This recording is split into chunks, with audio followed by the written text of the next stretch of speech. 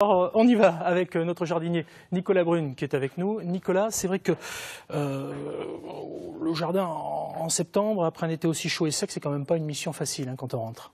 C'est pas le plus simple, c'est vrai que les plantes ont beaucoup souffert durant cet été, on a eu beaucoup de chaleur, beaucoup de sécheresse surtout, donc bon, jardin potager, on va continuer tout ce qui est récolte, donc on va récolter les derniers légumes d'été, donc les tomates, les courgettes, les haricots. On peut également faire des semis, donc on va semer les mâches, les épinards, là on est encore sur la bonne période. On peut encore, c'est un petit peu limite, mais on peut encore semer des radis, des radis noirs, des navets. On est vraiment sur la toute limite. Maintenant, il faudra voir un petit peu l'arrière-saison. Si l'arrière-saison se passe bien, ça peut être bien. J'aime beaucoup le petit sourire de notre diététicienne nutritionniste parce que le radis, ça, je sais pas, ça la met dans une forme incroyable. C'est bon le radis. C'est excellent pour nettoyer le foie, Pascal. C'est pour ça que je rigole, surtout après l'été où on a fait des bons abus. Bon, des petites astuces quand même dans le jardin, Nicolas Brune. Au potager, on peut à cette période planter des fraisiers. Bon, on peut le faire également au printemps, mais moi je conseille vraiment de le faire à cette période, le fraisier. Il aura bien le temps de s'implanter durant cet automne et au printemps, donc on aura une bonne récolte dès la première année.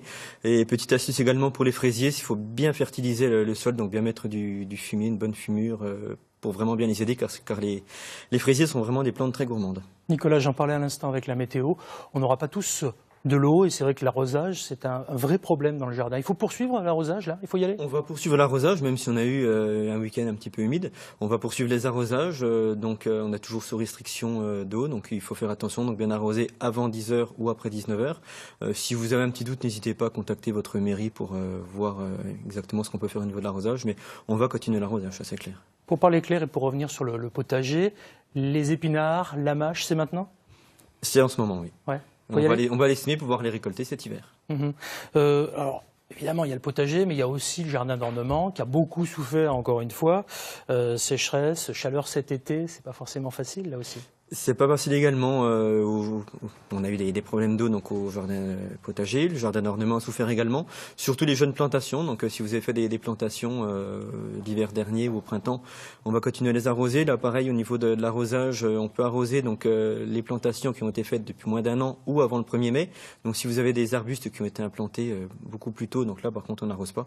Ça c'est impératif. Donc si vous avez des arbustes qui ont souffert, donc là on va être obligé de les retailler assez sévèrement, donc surtout les arbustes à feuillage caduc, donc ceux qui perdent leurs feuilles. Donc là on les rabat sévèrement, on les arrose. On n'hésite pas également à les effeuiller, donc on va retirer toutes les feuilles de ces arbustes, ça va favoriser donc la reprise.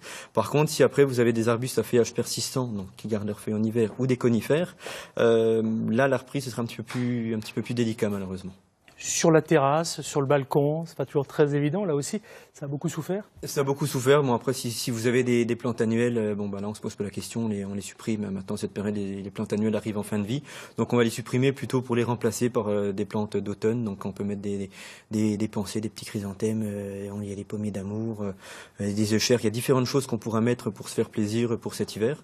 Donc, ça, ce sera aussi également assez intéressant à faire. Et on surveille également, donc, l'arrosage dans les pots. Si vous avez des arbustes en pot sur votre terrasse, on va pas hésiter à les arroser, voire les baigner si vraiment on a du mal à réhydrater la terre, parce que bon, c'est également la petite astuce, on essaie toujours d'utiliser des bons substrats, donc on met pas un terreau tout simple, des bons terreaux, des bons substrats, parce que c'est très difficile de réhydrater un terreau, donc utiliser vraiment des bons terreaux, c'est vraiment un gros plus après pour la reprise et pour l'arrosage. S'il y a un mot à retenir, vous me l'avez cité au moins 15 fois, c'est le mot arrosage. Voilà. Alors on entend tout et n'importe quoi sur l'arrosage. Est-ce que oui ou non, il faut plutôt arroser la nuit, le soir, le matin?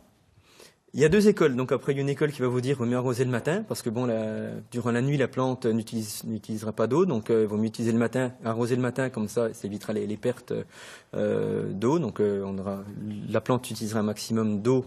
On évitera donc les pertes, surtout vu le manque d'eau actuellement, vu le déficit, on essaiera plutôt d'arroser le matin. Si vous n'êtes pas du matin, il y a des systèmes de programmateurs avec des asperceurs, tout ça, donc ça se gère tout seul. Après, il y a une autre école également qui dit bon, on peut arroser le soir, surtout en période de forte chaleur, ça apportera toujours une petite fraîcheur durant la nuit. C'est bien également, et donc la plante utilisera de l'eau. L'eau le matin, donc on aura quand même une petite perte d'eau durant la nuit, mais bon, c'est quand même infime. Merci pour ces bons conseils, Nicolas Brune, à retrouver évidemment sur France3.fr.